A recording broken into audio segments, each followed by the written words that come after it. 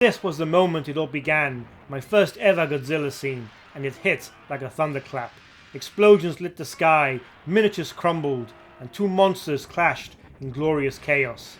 I was absolutely spellbound. Even more shocking was the moment one of the monsters is revealed to be a mechanical monstrosity. It's a kind of scene that melts into memory and hardens into legend. Hey folks, welcome aboard. I'm Dom, and today we're diving to one of my all-time favorite kaiju, a towering, glittering engine of destruction that, in my opinion, was never more iconic than in its initial film outing. Let's roll back the reel. The year was 1974. Toho had been cranking out low-budget Godzilla films aimed mostly at younger audiences. The studio had initially planned to end the franchise with 1968's Destroy All Monsters, due to diminishing box office returns. However, Toho ended up continuing the series, albeit on a tighter budget. For Godzilla's 20th anniversary, Toho decided to go out with a bang. The result? Godzilla vs. Mechagodzilla, a flashy, explosive entry, also known as Godzilla vs. Cosmic Monster and Godzilla vs. Bionic Monster. The film unleashed a monster so audacious, so gleefully malevolent, it redefined what a kaiju villain could be. Mechagodzilla wasn't just a robotic copy of the King of the Monsters, it was his evil twin, forged in chrome and spite. Forget your tragic AI arcs and sleek redesigns. The OG Mechagodzilla was built by spacefaring megalomaniacs, basically Planet of the Apes rejects, with one goal: world domination. No remorse, no mercy, just missiles, metal, and maximum mayhem. Standing 50 meters tall and weighing a staggering 40,000 metric tons, Mechagodzilla is kaiju brutalism incarnate. Dull steel plates, exposed bolts, and visible seams, like a Cold War battleship. It flaunts its machinery. It doesn't try to look sleek, it dares you to flinch. Every limb is a weapon, missiles from its fingers and knees, lasers from its eyes, a cutting beam from its chest. Even its head rotates to generate a force field.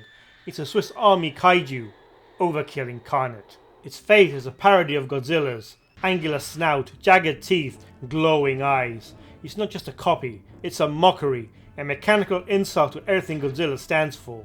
And that reveal, when the rubbery disguise peels away, is pure horror cinema. You can see why my young self was absolutely mesmerized. The mask drops, the monster beneath is cold, cruel, and utterly alien. And it's raw, a tortured screech of grinding metal. Its movements, stiff, deliberate, unstoppable. Oh, I forgot to mention, it can fly too. To be fair, Mechagodzilla wasn't the first mechanical kaiju. That honor goes to Mechani-Kong, the robot replica of King Kong from King Kong Escapes. But Mechani-Kong was more pulp adventure than apocalyptic threat, a gadget-heavy henchman not really built for world domination. Still, it inspired Toho to pursue a different kind of antagonist for Godzilla for the Big G's 20th anniversary. Technically, however, Mechani-Kong wasn't the first. The 1957 film The Mysterians had actually introduced the drill-nosed mech Moguera.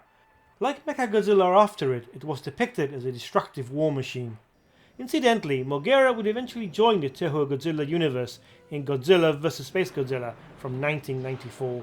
Godzilla vs. Mechagodzilla's plot tells of an ancient prophecy that warns of Earth's destruction by Godzilla. That's on top of invading aliens.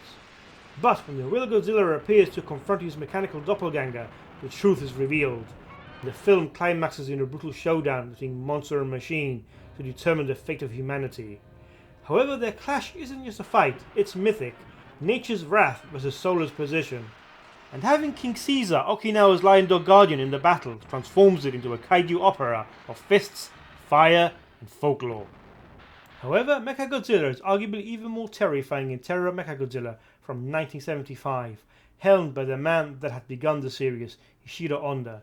The original film kept mainly to rural settings to keep the budget down. In Terror of Mechagodzilla, the mechanical monstrosity is rebuilt by the alien invaders with the help of a disgraced scientist hellbent on revenge, and the monster unleashes its fury on Tokyo as the population panics and runs. Meanwhile, his long, angular features seem to amplify a sense of glee, almost as if it's enjoying the carnage it's causing. And in a reversal from Godzilla vs. Mechagodzilla, it now forms part of a kaiju tag team with Titanosaurus, while Godzilla is on his own. To add insult to injury, Mechagodzilla has new tricks in its arsenal. Hardly a fair fight with the Big G. There have been 5 distinct movie versions of Mechagodzilla across different eras and franchises, Each one has developed and even reimagined the character. For example, the Heisei Mechagodzilla, seen in 1993's Godzilla vs. Mechagodzilla 2, is no longer a product of alien invaders.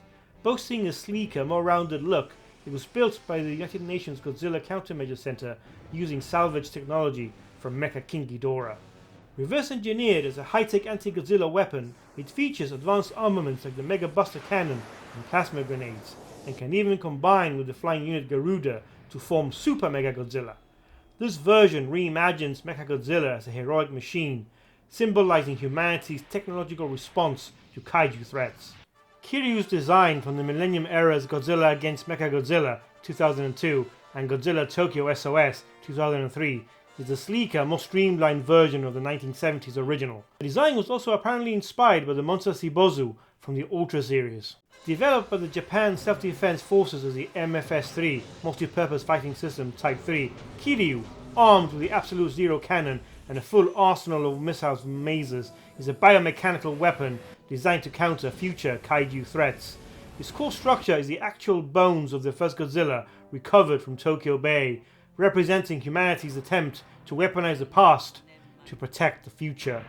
This fusion of organic and mechanical components gives Kiryu a unique edge. However, it also reveals a fatal flaw. The lingering spirit of the original Godzilla occasionally hijacks its systems, causing it to go berserk. Its eyes glow red when this happens. The red streaks beneath the eyes take on the appearance of running blood.